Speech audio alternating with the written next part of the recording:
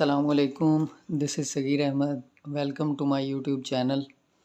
Last video में हमने reference electrode के बारे में थोड़ी डिस्कशन की थी, उसी को आज की वीडियो में कंटिन्यू करते हैं। स्ट्रक्चर टू इलेक्ट्रोलाइट पोटेंशियल जो कि हम फील्ड में मेजर करते हैं, उसको लिखने और फील्ड में स्टैंडर्ड तरीके से स्ट्रक्चर टू इलेक्ट्रोलाइट पोटेंशियल लेने का तरीका वाइट बोर्ड पर ड्रा किया गया है। स्ट्रक्चर टू इलेक्ट्रोलाइट पोटेंशियल मालूम करने के लिए high input impedance meter use होते हैं। उसकी वजह यह है कि किसी मीटर की इम्पीडेंस जितनी ज़्यादा होती है वो इतना ज़्यादा बड़ा सर्किट मेजर कर सकता है। क्योंकि जब हम पीएसपी रीडिंग लेते हैं तो एक तो हाफ सेल के नीचे इलेक्ट्रोलाइट की रेजिस्टेंस होती है और दूसरा जो मीटर के साथ पॉजिटिव और नेगेटिव केबल्स लगी होती हैं, इनकी भी रेजिस्टेंस ऐड हो जाती है। तो ये सारी रेजिस्टेंस जितनी भी लगी हुई हैं ये सीरीज़ में ऐड हो जाती हैं। इसीलिए high input impedance meter use किया जाता है ताकि बड़ा सर्किट मेजर हो सके। पोटेंशियल को मेजर करते वक्त नेगेटिव या ब्लैक लीड को हाफ सेल के साथ लगाना चाहिए।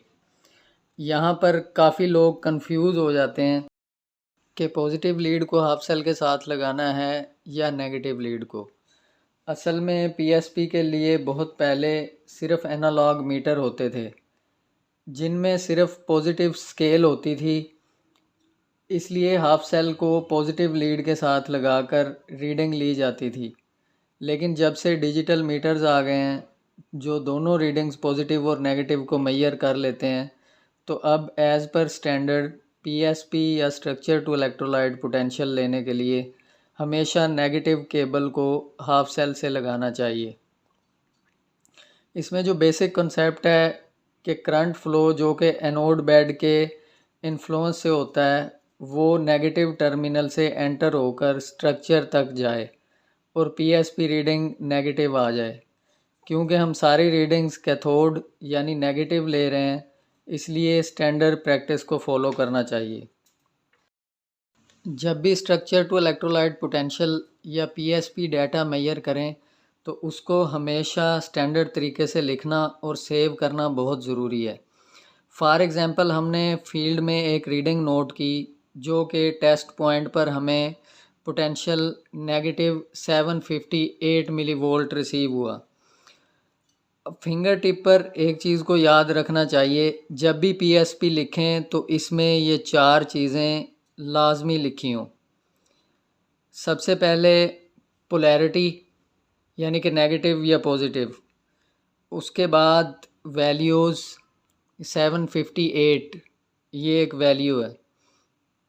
इसके बाद यूनिट्स लाजमी हमने लिखने हैं कि हमने जो पाइप टू सॉइल पोटेंशियल लिया है तो ये हमने वोल्ट में लिया है या मिली वोल्ट में लिया है।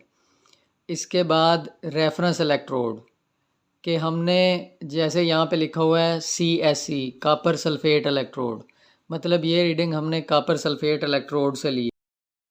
स्ट्रक्चर टू इलेक्ट्रोलाइट पोटेंशियल को स्टैंडर्ड तरीके से मेजर करना और सेव करना बहुत ज़रूरी है, क्योंकि mostly corrosion engineers structure to electrolyte potential देखकर नेक्स्ट एनालिसिस करते हैं। अगर आपका बेसिक डाटा जिससे रिज़ल्ट अखज़ करना है वही ठीक नहीं लिया गया तो मतलब आपके सारे एनालिसिस और रिज़ल्ट्स पर भी क्वेश्चन मार्क लग जाएगा। इसलिए कनेक्शन हमेशा प्रॉपर करने हैं जैसा कि डायग्राम में दिखाया गया है, और स्ट्रक्चर टू इलेक्ट्रोलाइट पोटेंशियल लेते वक्त पोलैरिटी, वैल्यूज़, यूनिट्स और रेफरेंस इलेक्ट्रोड को लिखना लाजमी है। Thanks for your time. इंशाल्लाह नेक्स्ट वीडियो में रेफरेंस इलेक्ट्रोड रीडिंग्स की कन्वर्जन को समझेंगे। तब तक के लिए अल्लाह हाफिज़। सी यू सून इंशाल्लाह।